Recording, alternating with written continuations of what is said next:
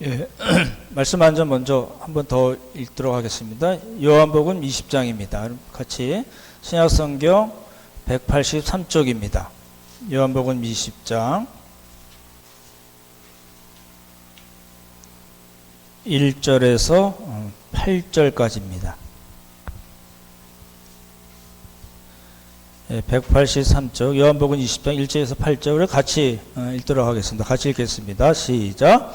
안식 후 첫날 일찍이 아직 어두울 때에 막달라 마리아가 무덤에 와서 둘이 무덤에서 옮겨진 것을 보고 시몬 베드로와 예수께서 사랑하시던 그 다른 제자에게 달려가서 말하되 사람들이 주님을 무덤에서 가져다가 어디 두었는지 우리가 알지 못하겠다 하니 베드로와 그 다른 제자가 나가서 무덤으로 갈새 돌이 같이 들더니 그 다른 제자가 베드로보다 더 빨리 달려가서 먼저 무덤에 이르러 구부려 세마포 놓인 것을 보았으나 들어가지는 아니하였더니 시몬 베드로는 따라와서 무덤에 가서 보니 세마포가 놓였고 또 머리를 쌌던 수건은 세마포와 함께 놓이지 않고 딴 곳에 쌌던 곳에 놓여 있더라.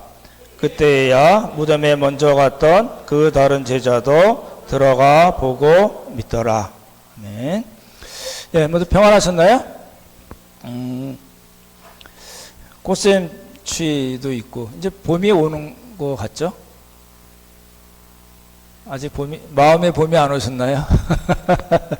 예, 오늘 예수님의 생애 두 번째 사복음서 뼈대추리기인데 이렇게 하려고 그럽니다. 오늘까지만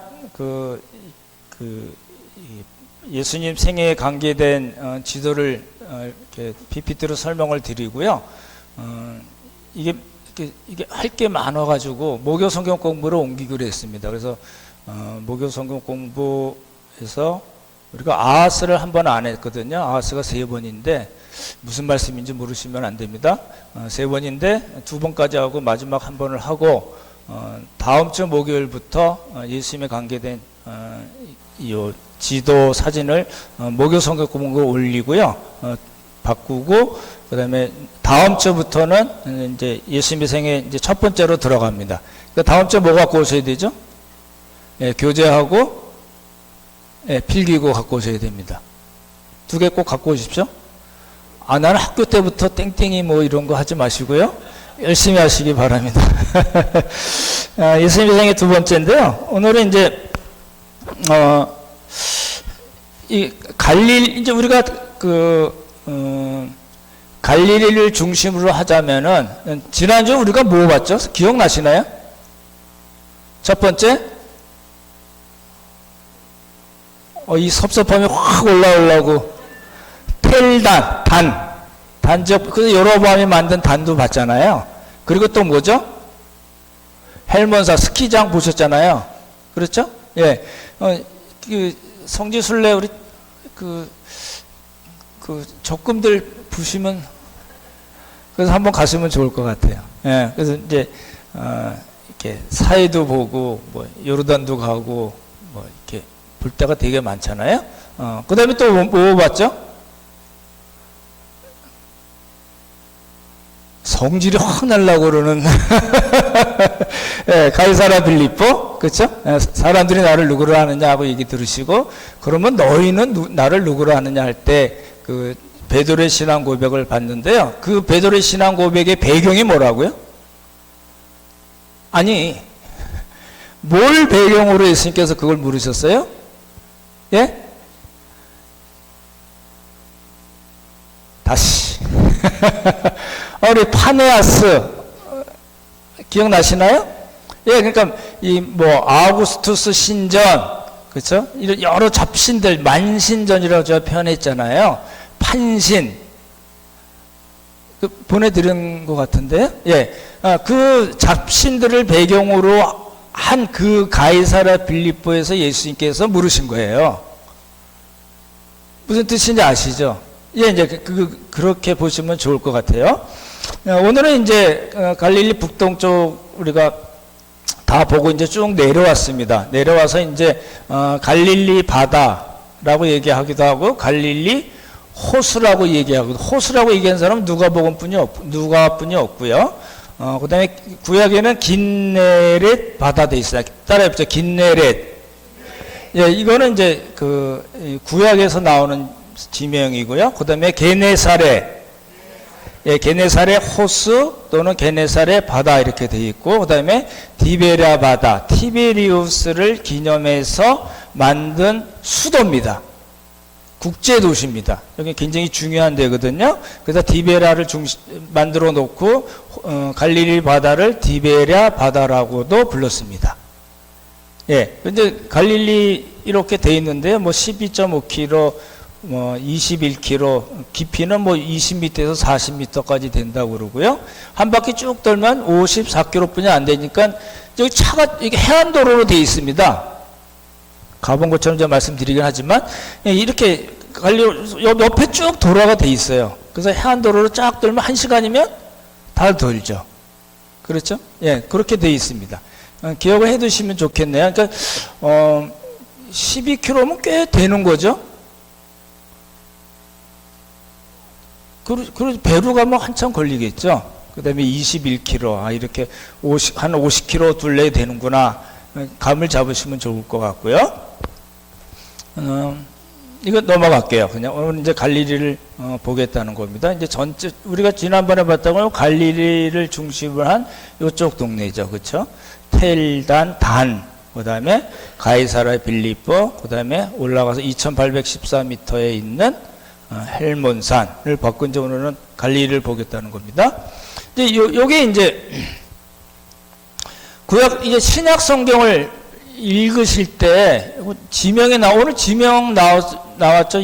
요한복음 20장에 나온 지명 누군지 기억나시나요? 어떤 말이야? 막달라 마리아. 그러니까 이봉건처럼 막달라 마리아니까 막달라가 이름을 생각하시면 안 됩니다. 지명입니다. 지명이죠. 그러니까 마리아죠. 그러니까 마리아가 여러 사람이 나옵니다. 그 중에 한 사람인데, 그리고 보는 거는 이제 베세다를 볼 거고요. 베세다, 거기서 조금 넘어가면 가버나움. 가버나움은 굉장히 중요한 데입니다. 예수님의 사역의 중심지입니다. 그래서 나오고, 베세다 고향이 누구죠? 누구의 고향으로 나오죠? 베드로. 예, 베드로의 형제가 누구죠? 안드레죠. 따라서 베드로, 안드레. 예, 얘네들 한 세트입니다. 그리고 빌립. 예? 빌립의 고향이 여기로 되어 있거든요. 그 다음에 가버나움이 있고, 이제 말씀드린 대로 예수님의 베이스 캠프고요.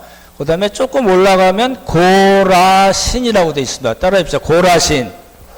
요 베세다, 가버나움, 고라신이 여기서 예수님께서 많은 표적을 일으키셨는데 이 사람들이 회개하지 않아서 예수님께서 저주하시는 장면이 나옵니다. 그렇게 세 군데가 되어 있고요. 그 다음에 조금 내려가면 타부가라는 데가 나오는데요.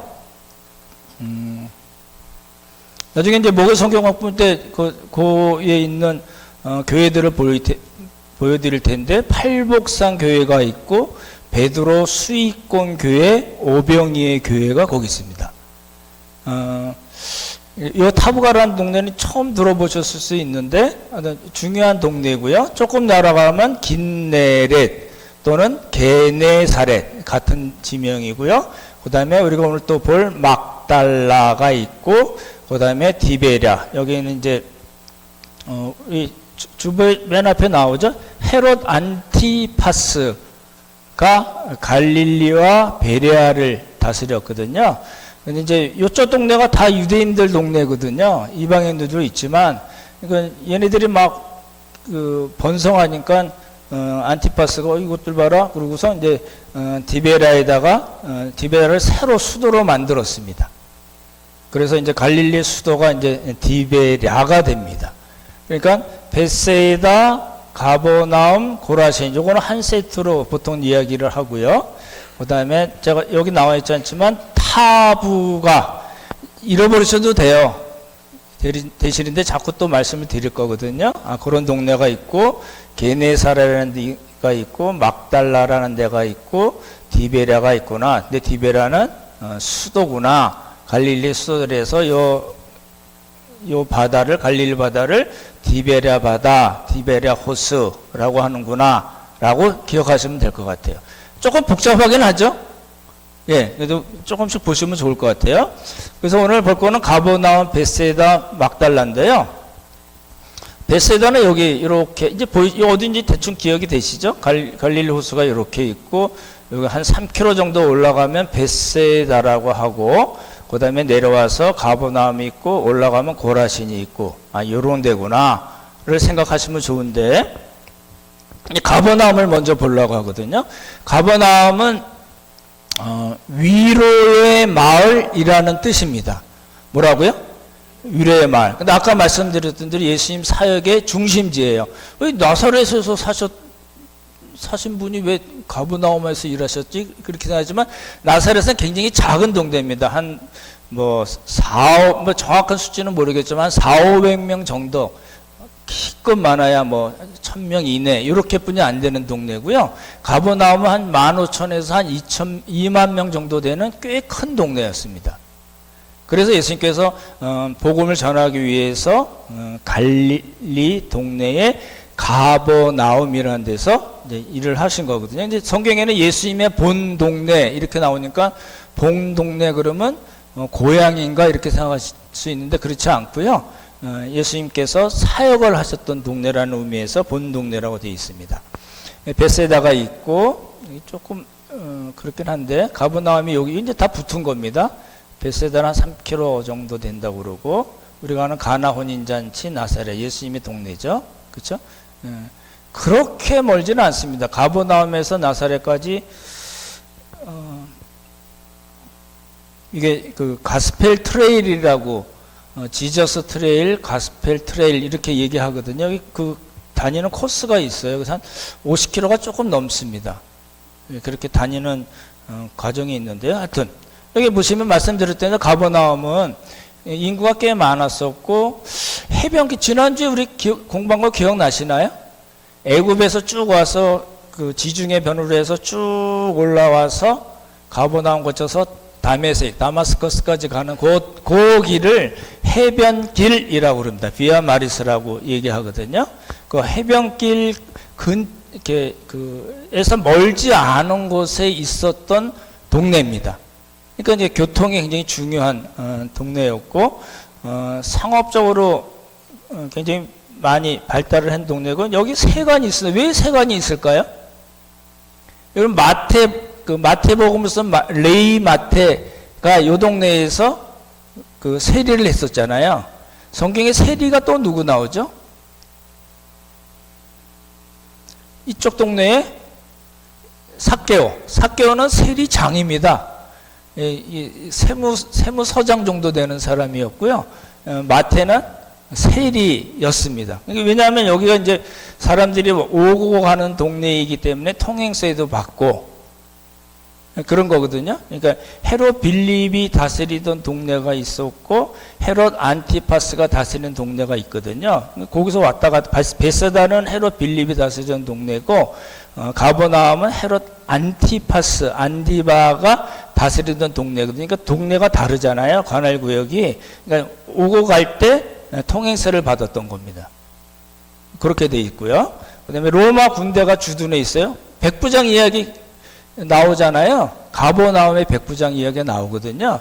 왜 갑자기 백부장 이야기가 나오라는 건 거기 로마 군대가 주둔했었기 때문에 그렇습니다.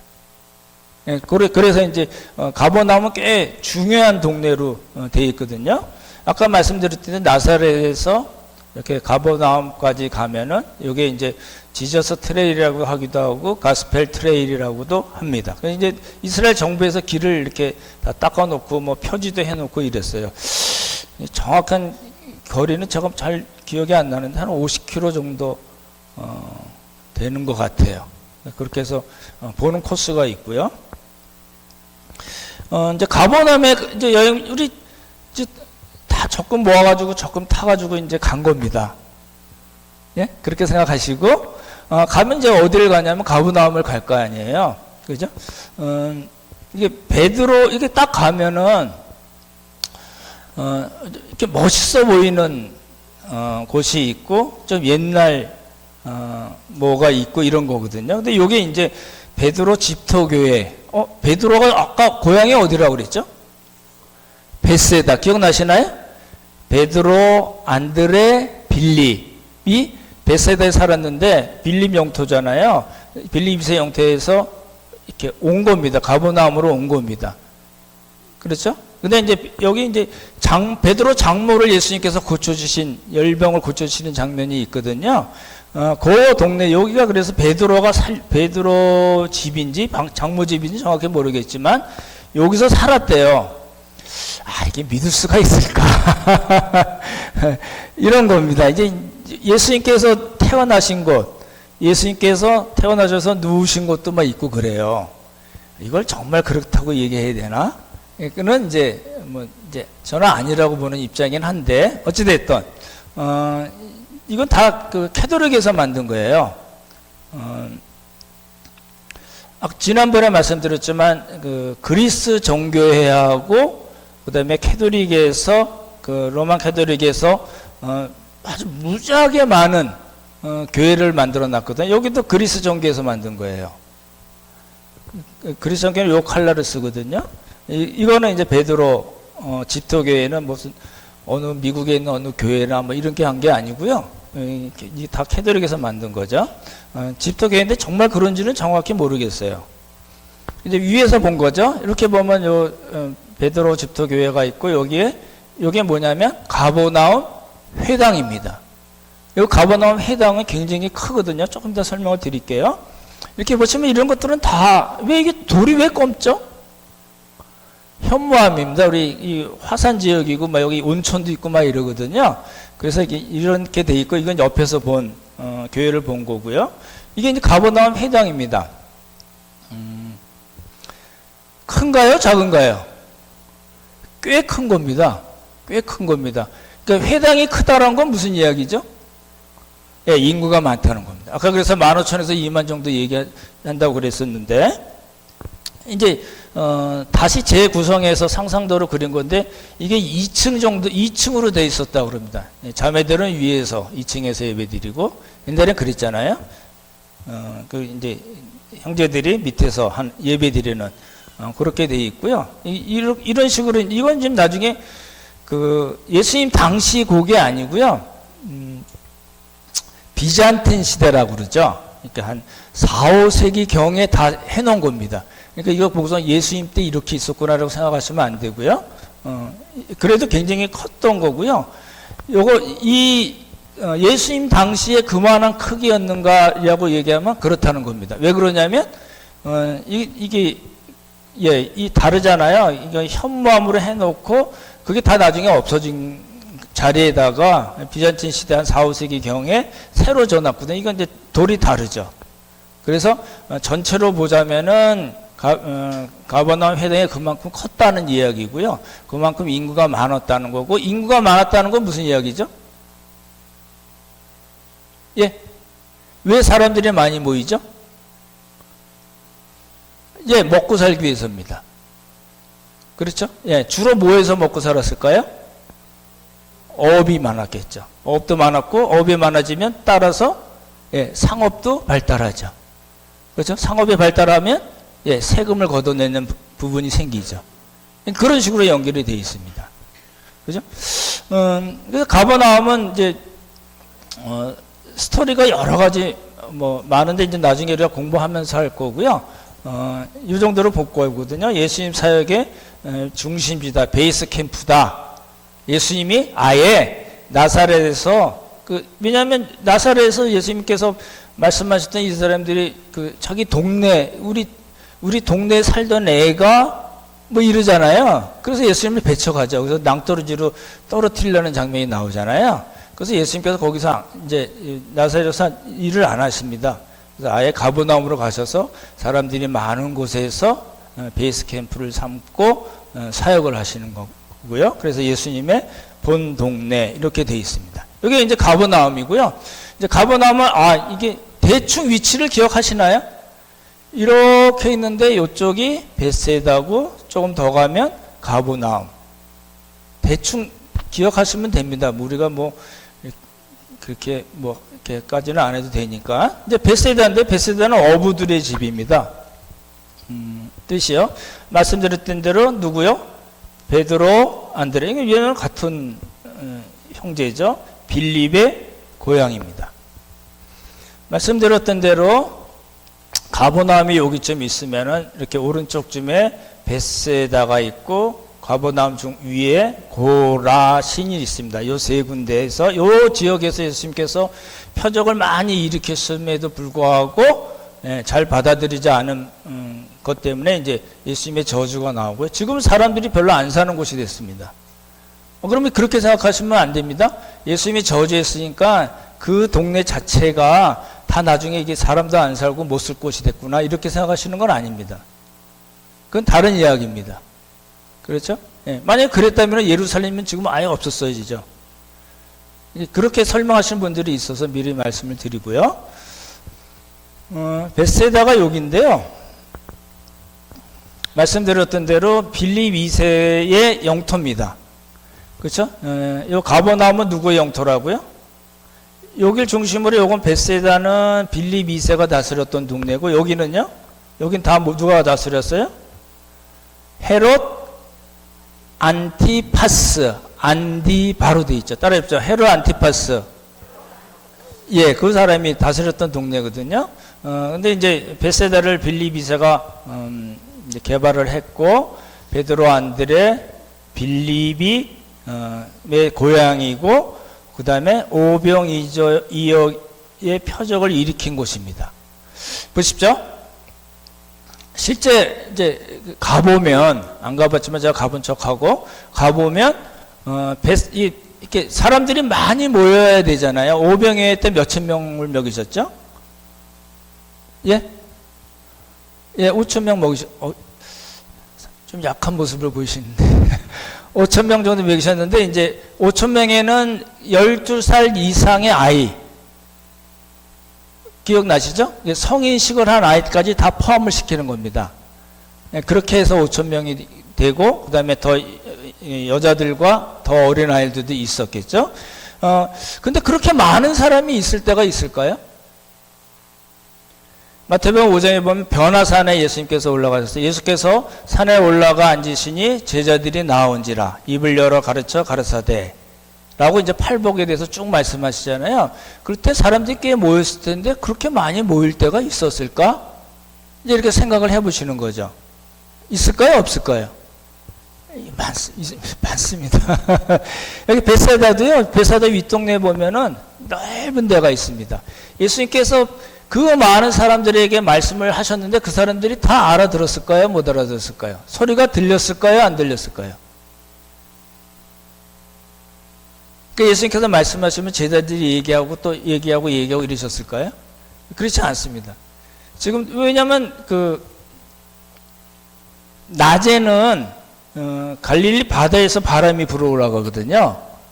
그러니까 여러분 육지고 제가 바다라면은 이렇게 얘기하는 건 잘 안 들렸지만 이렇게 얘기하면 바람 타고 지금 많이 이렇게 편하게 아주 편하지는 않겠지만 소리가 다 들린 걸로 봅니다. 그 로마 원형 극장 같은데 실제로 지금 많이 남은 거 있잖아요. 뭐 몇천 명, 몇만 명 있는데 거기서 실제로 해보면 가이사르에 보면 진짜 그런 게 있거든요. 그럼 여기서 이렇게 노래하면요 다 들려요. 왜냐하면 바람도 불고 구조 자체가 그렇게 되기 때문에. 그래서 예수님께서 이렇게 우리 사복음서 읽다 보면 이거 예수님이 말씀하신 거 사람들이 들었을까? 들렸나? 뭐 이런 생각 하실 텐데 충분히 들렸을 거로 봅니다. 가보시면 알 것 같아요. 네, 그래서 베세다 평야가 있었습니다. 그래서 거기서 오병이어의 표적을 일으키셨다는 거죠. 말씀드렸던 데 베세다는 어부의 집이라는 뜻이고요. 이제 고고학자들이 이건 다 지금 옛날에는 다 이렇게 없었던 동네입니다. 다 없어진 동네를 새로 발굴한 거거든요. 파고 그래서 이제 이렇게 하나씩 다 이렇게 챙겨놓고 하는 거잖아요. 이게 고고학자들이 이제 이런 식으로 국민일보에 나온 건데요. 이런 식으로 벳세다의 어부의 집이 어떤 형태였을까를 이제 연구해서 이렇게 만들어 놓은 겁니다. 뭘 걸어 놓은 곳도 있고 집들도 있고 뭐 이러겠죠. 참고를 하시면 좋을 것 같고, 이게 이제 저도 이게 도시에서 자라서 이 뭐 이제 농촌이나 어촌 이야기는 사실 잘 모릅니다. 모르는데 이 사람들이 어부잖아요. 그러니까 여러분 생각하시면 어부하면 뭐가 딱 베드로, 요한, 야고보, 뭐 이런 빌립, 뭐 바돌로메 이런 사람 생각하면 딱 어떤 생각이 떠오를까요? 그 사람이 어떤 사람이었다고 생각 딱 드시나요? 그러니까 어부니까 마태 정도 되면은 이렇게 좀 학식도 있고 글도 잘 쓰고 뭐 이랬을 걸로 생각이 되고, 왜 세리니까요, 그죠? 세리는 아무나 될 수 없었잖아요. 그러면 이 어부들 그러면 딱 무슨 생각이 드시나요? 솔직하게 이렇게 표현하시면은 일자무식 뭐 이런 거 생각하잖아요. 그렇지 않습니다. 예, 그렇지 않고요. 그날 하루 이렇게 이제 예수님이 오른쪽에 그물을 던지라 그랬으니까 이렇게 그물을 쫙 던져가지고 이렇게 나온 거 그냥 먹고 그날 먹고 살고 뭐 이런 사람이었을 거로 생각하잖아요. 그렇지 않습니다. 당시 고기잡이 하는 방식이 세 가지로 나오는데, 우리가 아는 거는 이거는 뭐예요? 예, 투망이죠. 투망 해봐야 힘들죠. 그리고 낮에는 많이 안 잡힌다고 그럽니다. 그래서 밤이 맞도록 뭐 했는데 한 자리도 안 잡혔습니다. 뭐 이런 얘기 나오잖아요. 그래서 밤에 주로 실제로 지금도 그렇게 일을 많이 한다고 그러고요. 투망이 있고, 이게 이제 쌍끌이라고 그럽니다. 이게 굉장히 큰 그물이겠죠? 이렇게 투망하는 정도의 그물이 아니고 굉장히 큰 그물을 이렇게 쭉 깔아놓고 땡기죠. 누가 땡길까요? 어부인데, 야는 베드로고 요한, 야고보, 빌립 뭐 이랬을까요? 그렇지 않았습니다. 거기 이방인도 많이 살았던 동네거든요. 그래서 그 이방의 갈릴리라고 표현하거든요. 그래서 이제 많은 사람들이 오고 갔던 동네거든요. 그래서 이렇게 이런 방식으로 하되 베드로, 요한, 야고보가 실제로 뭐 이렇게 했다는 걸로 보지 않습니다. 그 다음에 보시면요, 이게 저도 국민일보인가 어디서 본 건데, 여러분 이해가 되시는지 모르겠어요. 이게 그물 같은 걸 해놓고 여기서 이렇게 모는 건지 정확히 모르겠어요. 베란다라는 방식인데요, 저도 잘 모릅니다. 그러니까 투망, 쌍끌이, 베란다 이런 방식으로 했으면은, 만약에 베란다나 쌍끌이 방식으로 베드로, 요한, 야고보 이런 사람들이 고기를 잡았다면, 이 사람들은 그렇게 찢어지게 가난하고 무식하고 이런 사람들이 아니었다는 겁니다. 찢어지게 가난하고 그래서 예수님이 따라오라니까 먹을 것도 생기겠네 하고 따라갔을까요? 그게 아니라는 겁니다. 세베대의 아들 야고보와 요한, 이 사람들은 굉장히 크게 어업을 했던 사람으로 얘기하거든요. 그래서 이제 우리가 보면서 이렇게 보시면 좋을 것 같아요. 세 가지 방법을 하고 고기도 많아서 한 20몇 종이 된대. 여기 가면 먹는 고기 뭐죠? 베드로 고기라고 하는데 맛은 없다고 그럽니다. 베스의 일종이라고 그러는데, 요 정도 되는 크기, 튀겨서 먹는다고 그럽니다. 그런 그림들이 나오잖아요. 말씀드렸던 대로 고기 종류도 많고, 그물도 잡는 방법이 달라서 많기 때문에 노동력이 많이 필요했습니다. 그래서 뭐가 있었어요? 배가 많이 있었을 거고, 그물 일꾼들이 많고 다양했다는 겁니다. 그러니까 우리가 사복음서를 볼 때 우리의 생각으로 이렇게 일자무식인 사람들을 예수님께서 부르셔서 3년 동안 키워서 쓰셨다라고 생각하는 건 좀 잘못입니다. 이 사람들이 쉽게 자기의 배와 아버지를 버리고 예수님을 쫓아갔다는 말을 너무 쉽게 받아들이는 방법은 안 좋습니다. 그 뒤 배경을 잘 몰라서 우리가 그렇게 생각할 수는 있다는 거죠. 그리고요, 베드로의 안드레 형제가 빌립이잖아요. 시몬이 베드로를 시몬이라고 그러잖아요. 시몬, 안드레, 빌립은 다 헬라식 이름입니다. 히브리식 이름이 아니고 헬라식 이름입니다. 우리식으로 얘기하면 짠, 뭐 이런 거, 피터, 또 뭐 있어요? 영어 이름. 뭐 그런 식입니다. 당시는 로마가 다스렸잖아요. 정치적으로 로마가 다스렸지만, 예, 그 사회 문화적으로는 헬라 문화가 많았던 곳이거든요. 그러니까, 베드로가 시몬이 헬라식 이름이야 이렇게 생각할 수 있는데, 히브리식 이름은 시몬이 아니고 시므온입니다. 다릅니다. 나중에 그 사도행전 15장에 야고보가 시므온이라는 표현을 쓰거든요. 그건 베드로를 얘기하는 거거든요. 그렇게 달랐어요. 그러니까 일자 무식인 그 사람들에게 이제 뭐 예를 들어서 이렇게 우리식으로 얘기하면 영어식 이름을 붙이지는 않았을 거 아니에요. 그죠? 예, 그렇게 볼 수 있다는 거고, 실제로 요한복음 12장에 보면 헬라인들이 나중에 베드로 예수님을 만나기 위해서 안드레를 찾아갑니다.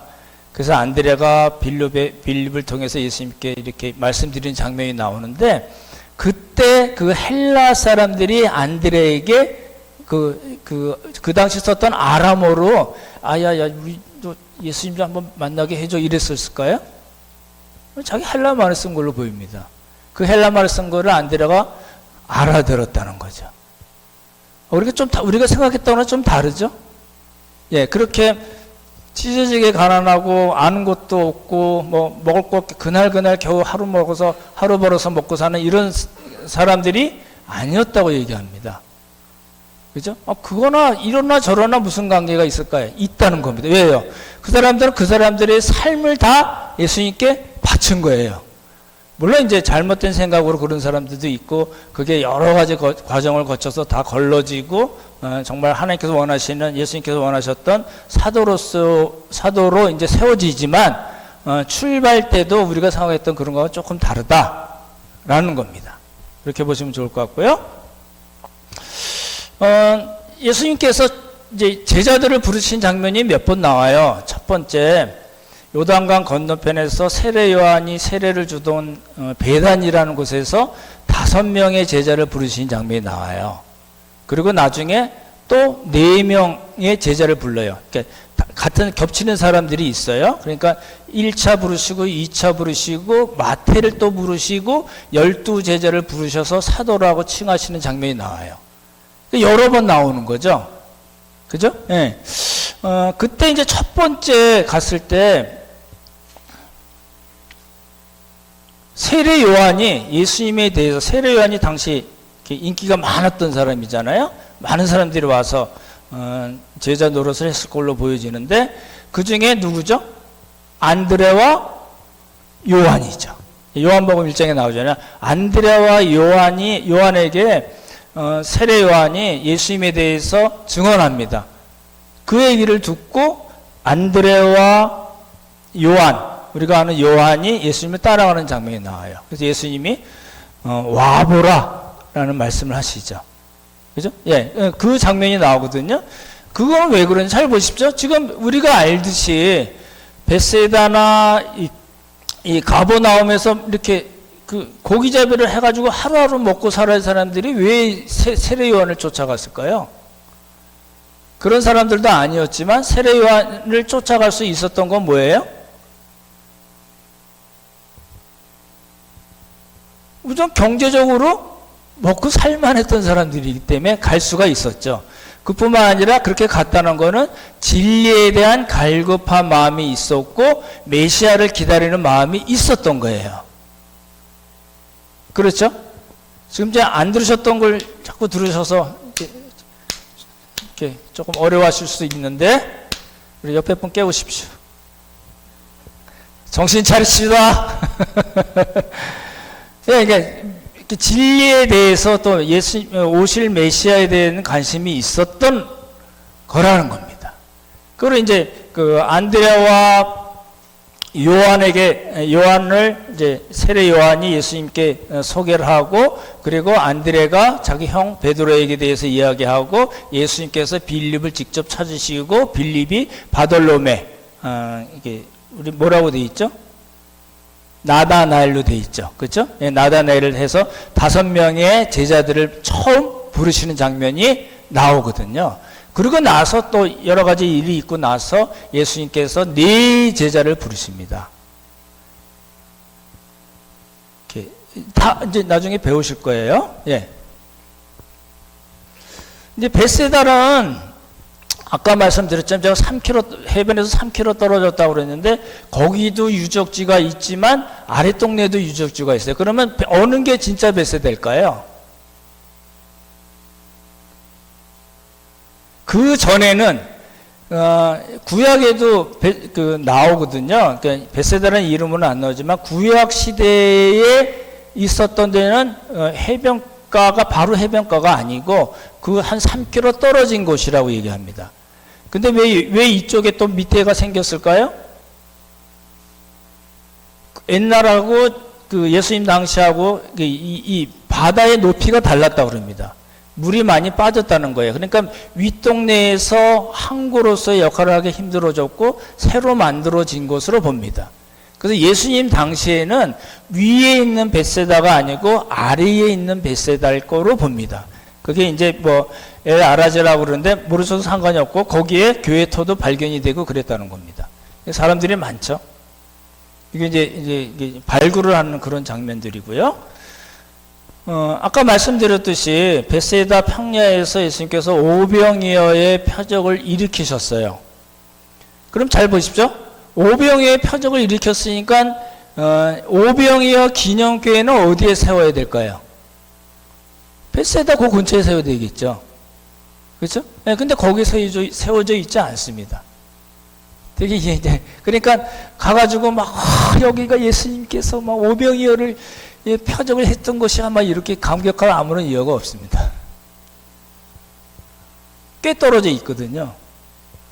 이제 그걸 왜 그러냐면 로마 카톨릭에서 자꾸 그렇게 만든 거예요. 왜 지난번에 말씀드렸지만 이 사람은 신학 자체가 눈에 보이고 만져지고 느낄 수 있어야지 되는 걸로 생각을 한 그런 신학을 갖고 있기 때문에 그래요.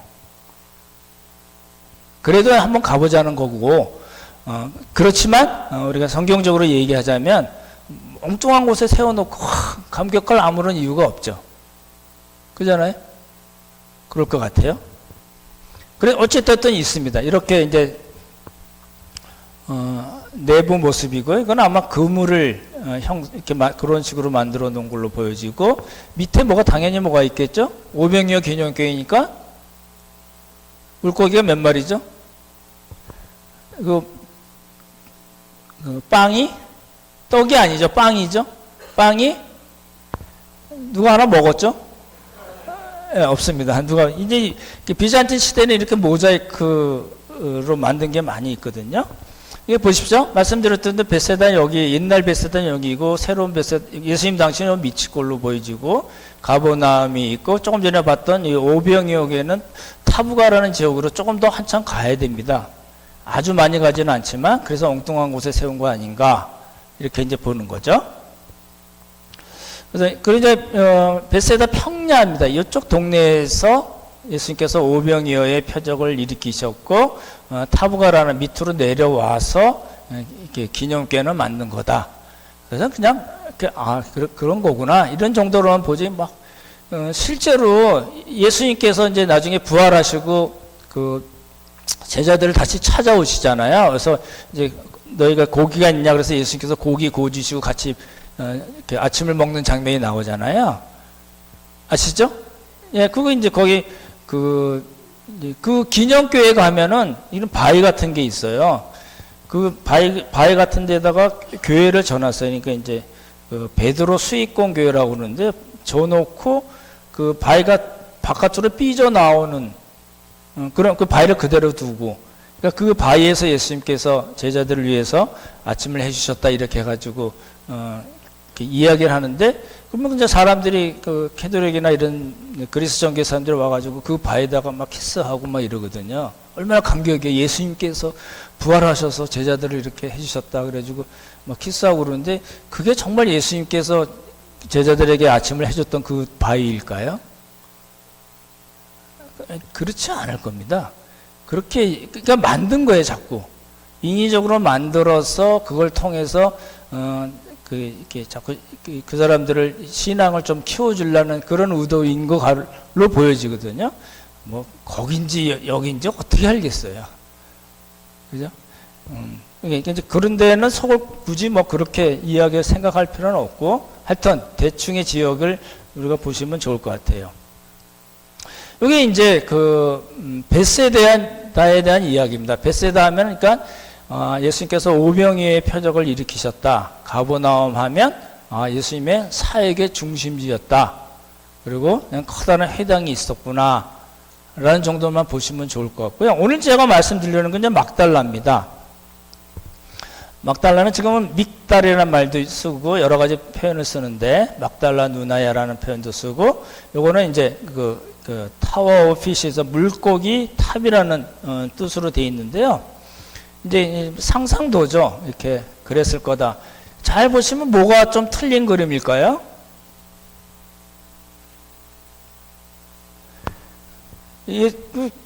예수님 당시 배가 다 대여섯 사람, 뭐 서너 사람 이렇게 했던 게 아닙니다.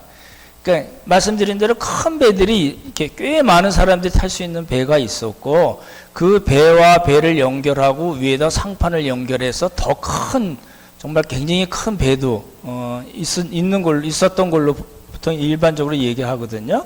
그리고 실제 예수님의 시대에 쓰였던 걸로 보여지는 배를 발견해가지고 그 박물관에다가 이렇게 전시해 놓은 것도 있거든요. 나중에 저 그림 한번 보여드릴게요. 그 열 몇 가지의 그 다른 나무로 이렇게 저렇게 해가지고 만든 거를 갈릴리 호수가 가뭄이 되면서 쭉 물이 빠졌을 때 발굴해서 이렇게 이렇게 다시 복원해 놓은 게 있거든요. 그런 거 보면은 그걸 한 15명 정도는 충분히 탈 수 있는 배. 이렇게 돼 있어요. 그러니까 이제, 이건 뭘까요? 보십시오. 오병이어 때, 물고기 2마리를 애가 어떻게 갖고 왔을까요? 아빠가 그 전날 잡아온 배, 물고기 2마리를 너 가니까 너 이거 갖다 배고플 때 먹어 하고 빵이랑 물고기를 그냥 줬을까요? 그런 거 아니겠죠? 당시에 그 훈제도 하고 염장도 했습니다. 이게 뭐 그렇게 중요하냐? 저는 중요하게 여겨져요. 나중에 말씀드릴게요. 그냥 말려서 먹었던지 훈제를 했던지 염장을 했습니다. 그래서 이제 그림을 이렇게 보여드리는 거고요. 보십시오. 베세다 해서 쭉 와서 가버나움 그리고 아까 뭐 교회들이 있다는 타부가 긴네레 게네사레 여기도 평야가 있거든요. 베세다 쪽에도 평야가 있고 그리고 쭉 내려와서 막달라인데요. 요 그림을 보시면은 베세다가 있고 뒤에 뭐 큰 거는 골란고원입니다. 예. 베세다 가버나움이 있고 여기가 타부가라는 동네거든요. 아까 팔복산 있고 여기 요 동네거든요. 오병이어 그다음에 베드로 수익권 교회 뭐 이런 거 3개가 있는 교회 3개가 있는 동네고 거기서 좀 쭉 내려오면 아까 말씀드린 그 발굴됐다는 복원했다는 배가 요 동네에 있고요. 조금 내려오면 막달라입니다. 그러니까 이렇게 보시면 아주 먼 데는 아니죠. 그렇죠? 예. 그러니까 뭐 길이가 그렇게 많을 것 같지 않거든요.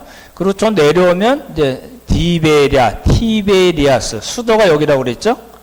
예. 그래서 해변길 타고 쭉 내려오는데 여기 이 막달라가 어업도 발달했고 상업 그다음에 염색하고 직물하는 요즘 우리 저 어렸을 때는 동네에 염색하는 데가 있었거든요. 얼마 없었나요? 좋은 동네 사셔서 개천 같은 데 보면 옆에 염색하는 데 많죠. 옛날에는 염색이 굉장히 중요했거든요.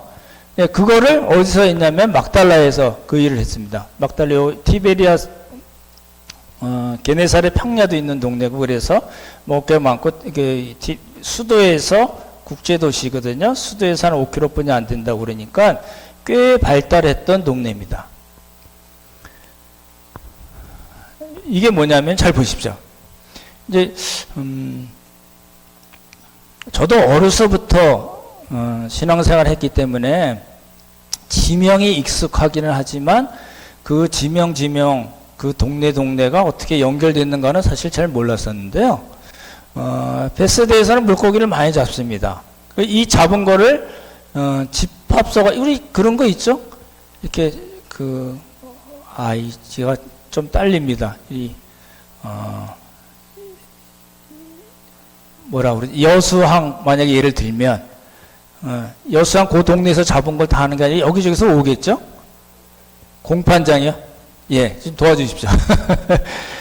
잡아서 오는 겁니다. 근데 여기서 여기 넘어가려면 아까 말씀대로 세금을 내야 돼요.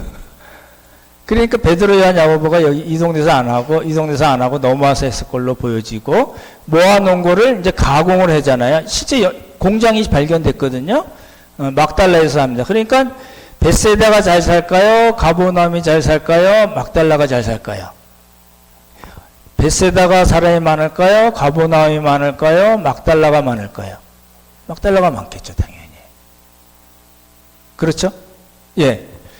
이거를 이제 디베라 수도잖아요. 디베라 가서 판매하기도 하고 로마까지 수출도 했답니다. 그러니까 갈릴리 이게 배운 것도 없고 그날 벌어서 그날 먹고 하는 아주 찢어지게 가난하고 이런 개념으로 보는 건 좀 아닙니다. 좀 이렇게 생각을 바꿔서 보시면 좋을 것 같고요.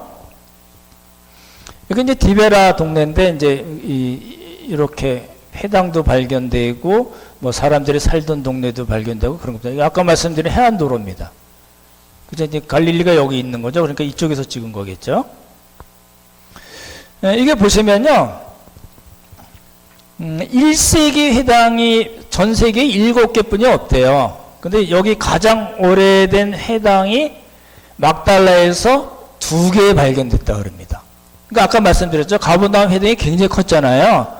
근데 그렇게 큰 회당이 크다는 건 뭐라고요? 그만큼 유대인들이 많았다는 이야기 있잖아요. 막달라에 2개가 있어요. 그러면은 사람들이 훨씬 더 많았다는 거고, 그렇게 많은 거는 상업이나 농업이나 이런 이 어업 쪽이 훨씬 발달했고 사람들이 그렇게 몰려올 수밖에 없었다는 것을 기억하셔야 됩니다. 그렇죠? 예. 그래서 이제 그 막달라 회당을 이제 복원한 건데요. 이것만 연구하는 사람들이 또 있는 것 같아요. 거기 보면은 막달라 스톤이라는 거를 발견했습니다. 여기 보시면 이거 백하려면 어떻게 되죠?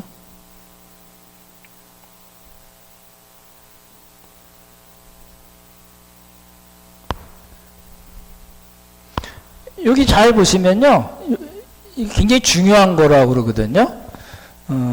요게 뭘까요? 이렇게 하나, 둘, 셋, 넷, 다섯, 여섯, 일곱, 이렇게 된 거. 요건 뭘로 보이세요? 잘하시네요. 눈 좋으시네요. 이게 그 메노라라는 촛대거든요. 일반적으로 유대인들이 쓰는 촛대는 이거고요. 하누카, 수전절 때 쓰는 그 촛대는 또 다르거든요. 그래서 이렇게 불 붙이는 게 다릅니다. 그래서 어찌됐든 메노라도 있고, 거기 보면 이렇게 수레 모양도 있고, 불 모양도 있고, 그러니까 에스겔에서 나오는 성전을 의미하는 그런 것들이 나오고, 여러 가지 것들이 이제 발견이 된 거거든요. 근데 이제 제가 오늘 말씀을 드리고자 하는 거는 이겁니다. 막달라 마리아예요. 그러면 막달라를 먼저 우리가 이해를 하자는 거거든요. 훈제하고 염장하고 고깃배도 만들고 염색 직물 많고 상업, 어업, 평야가 있어 농업도 발달하고 뭐가 많아요. 그렇죠? 바나나, 그다음에 야자 열매 아시죠? 그렇죠? 야자나무 열매도 있고 좀 바나나도 많고, 그다음에 이 여자분들 먹으면 좋은 거 뭐죠? 석류. 이런 게 되게 많은 동네예요. 굉장히 풍요한 동네거든요. 근데 여기에 정치적으로 열심당원인들이 많았어요. 열심당원들이 있었고, 말씀드렸대로 해당이 2곳이 있어 인구도 많았고, 그만큼 메시아를 대망했던 곳에 막달라 마리아가 살았다는 겁니다.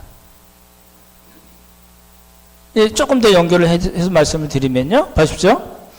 상업적 막달라 마리아가 살았던, 이상하나요? 막달라에 살았던, 예, 막달라 마리아는 왜 귀신이 들렸을까? 그것도 7 귀신이 들렸을까를 이제 이렇게 우리가 갈 수 있는 데까지 한번 추적을 해보자는 거거든요.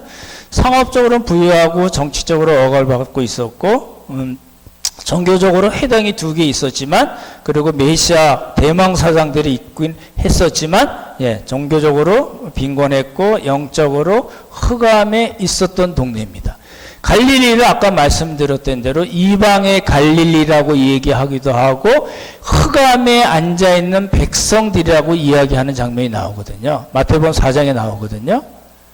그러니까 그만큼 이 막달라 마리아가 살았던 동네는 그랬던 동네이고 왠지 모르지만 여러 가지 일이 있었겠죠. 무슨 일이 있는지는 성경에 나와 있지 않습니다. 그리고 예수님께서 막달라 마리아에게 역사하셔서 7 귀신을 쫓아내는 장면도 나와 있지 않습니다. 보통 그러잖아요. 근데 막달라 마리아는 그렇지 않고요. 7 귀신을 예수님께서 쫓아내셨다라는 걸로 나옵니다.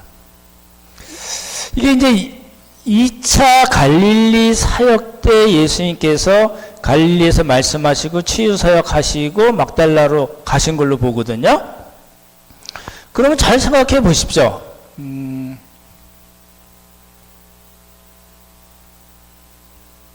막달라 입장에서는 이게 남의 일이라고 쉽게 넘기지 마세요.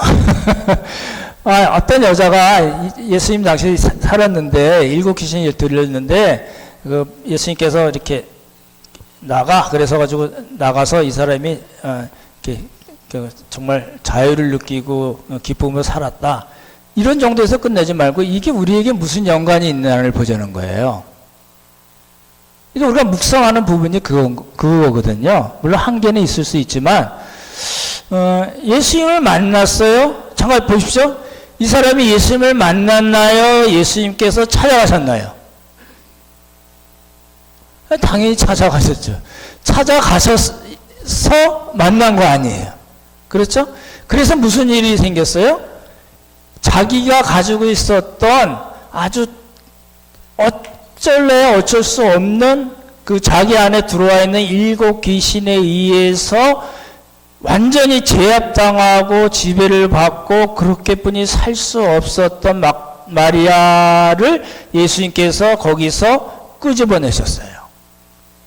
영적 암흑에 있었던 마리아에게 예수님께서 빛을 비추셨어요. 구원해 주셨어요. 귀신의 문제를 해결해 주셨어요. 그래서 마리아 입장에서는 어떤 변화가 일어났을까요? 자기가 내가 왜 살아야 되고 어떻게 살아야 되느냐의 문제가 해결이 된 겁니다. 그래서 하나님 나라라고 제가 썼는데 보십시오. 왜 하나님 나라라고 썼냐면 7 귀신이 들으긴 했지만 쫓겨난 장면은 안 나오지만 그 다음에 마리아가 어떻게 했느냐 이야기가 나오는데 누가복음 8장에 나와요. 그러니까 좀 앞에 부분이죠. 예수님을 소유로 섬겼어요. 막달라 마리아뿐만 아니라 다른 사람들도 나오지만 다른 사람들 앞에 막달라 마리아 이름을 썼어요. 성경에서는 보통 앞에 나오는 거는 굉장히 주도적이고 일을 많이 했던 사람을 보통 그렇게 쓰거든요. 사도행전 여행서에서 바나바와 사울 이렇게 나오다가 바울과 바나바 이렇게 바뀌잖아요. 그러죠? 네, 그것같이 소유를 섬겼어요. 그리고 예수님께서 십자가에 못 박혀 돌아가셨을 때 제자들은 아무도 없어도 막달라 마리아 다른 여인들과 함께 있었고 무덤 아리마대 사람 요셉의 무덤에 하는 것까지도 마리아는 쫓아갔고 그리고 부활하셨을 때 부활의 첫 증인입니다. 이제 다른 거예요. 이제 제가 말씀을 묵상하면서 봤던 건 뭐냐면요. 제자들은요, 일반적인 제자, 아까 말씀드렸던 처음에 불렸던 5 제자나 두 번째 불렸던 4 제자나, 그 다음에 마태도 그렇고, 12 제자, 남자 제자들을 부르셨을 때 그 사람들은요, 오르락내리락 하는 거예요. 이게 어떨 땐 정신없는 사람들이에요. 예수님을 버리고 도망가기도 하고 부인하기도 하고, 그죠? 그렇지만 마리아는 그렇지 않았다는 거예요. 잘 생각해보면 여자분들이 역시 믿음이 좋은가 보다, 이런 생각도 듭니다. 마리아는 정말 자기 자신이 어쩔 수 없는 그런 상황에 있었던 사람이에요. 비슷한 사람이 한 사람이 있어요. 누구죠? 예, 여기는 서쪽이지만 동쪽으로 넘어가서 누가 있어요? 예, 거라사인, 군대 귀신 들린 사람 있잖아요. 그렇죠? 이 사람 군대 귀신을 다 해결하고서 예수님 쫓아가려니까, 그러지 말고 네가 동네 가서 복음을 전해, 네가 받은 은혜를 같이 나눠, 이런 식으로 해서 나온 사람으로 그 군대 귀신 들렸던 사람 이야기가 나오잖아요. 서쪽에서는 7 귀신 들렸던 마리아예요.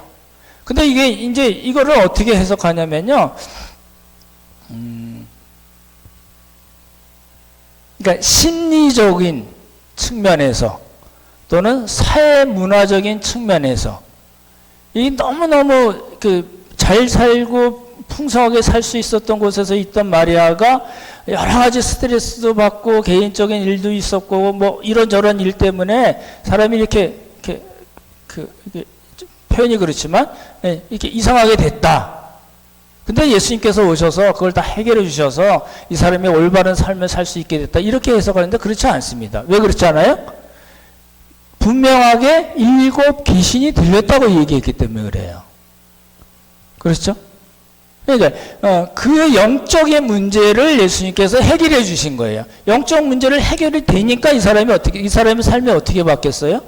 예, 다른 제자들도 할 수 없었던 일들을 그 당시 여인으로서 정말 헌신하고 소유로 섬기고 십자가, 무덤, 부활까지, 그리고 부활의 첫 번째 증인으로서 남는, 기독교 역사상에 너무너무 중요한 위치에 도달했다는 겁니다.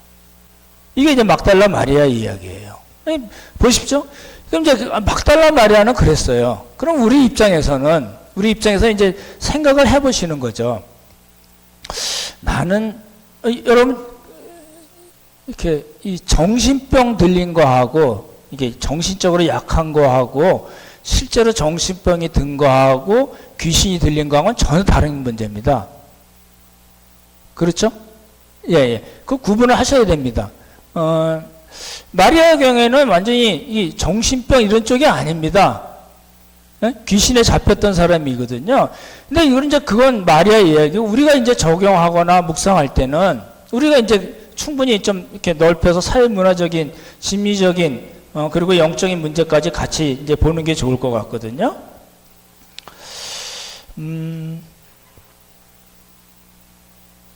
이제 우리를 힘들게 하는 게 뭔가요? 우리가 사는데 하루하루 기쁨으로 살지 못하고 또 하나님께서 원하시는 대로 살아야 된다고 생각은 하는데 실제로 몸이 그렇게 안 따라주는 여러 가지 우리를 방해하는 것들이 뭔가요? 이제 이런 거예요. 물질적인 거. 그렇죠? 근데 너무 바빠요. 그 바쁜 아빠, 나쁜 아빠 아시죠? 예. 게을러요.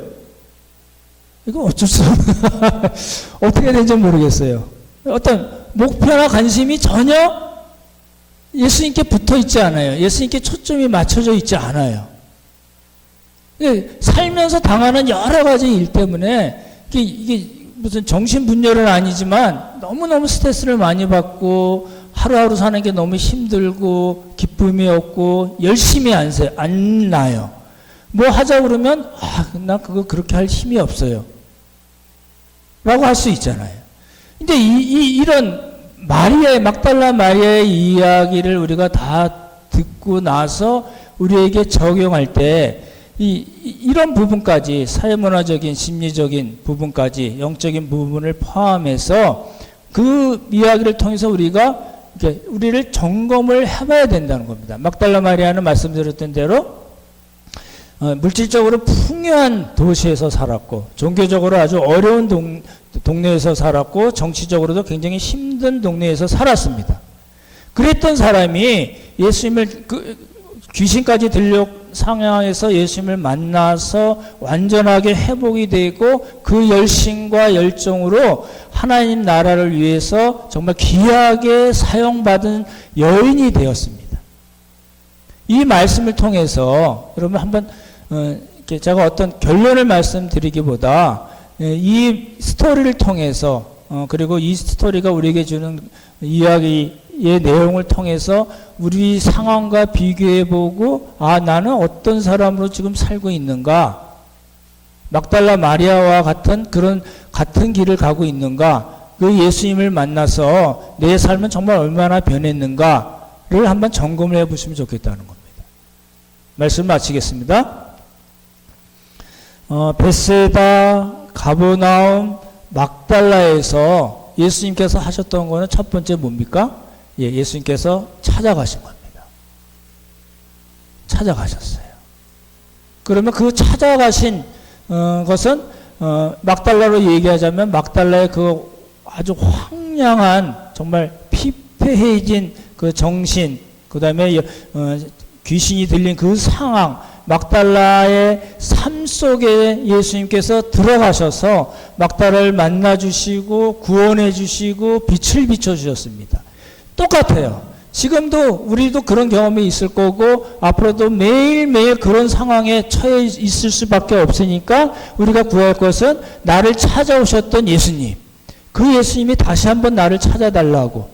예수님께서 오셨을 때 내가 게으르고 바빠서 또 다른 것 때문에 예수님을 만나는 것을 소홀하지 않도록 해달라고.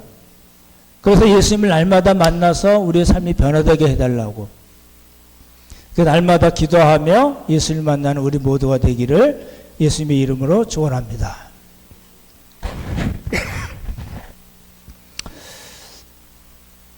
참 좋으신 성부 성자 성령 하나님, 베세다, 가버나움, 막달라에서 제자들을 만나주시고 또 말씀을 가르쳐 주시고 그들의 모든 문제를 해결해 주셔서 제자로 삼으시고 그들을 또 훈련하신 예수님의 모습을 다시 한번 생각합니다.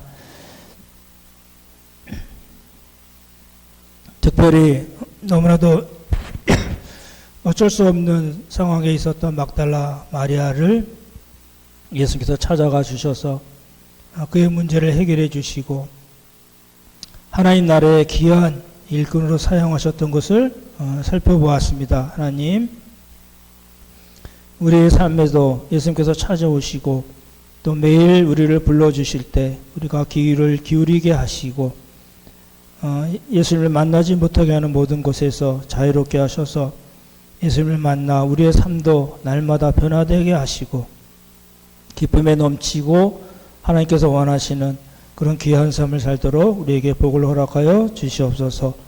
하나님 은혜 감사드려오며 귀하신 예수님 이름 받들어 기도드렸사옵나이다. 아멘.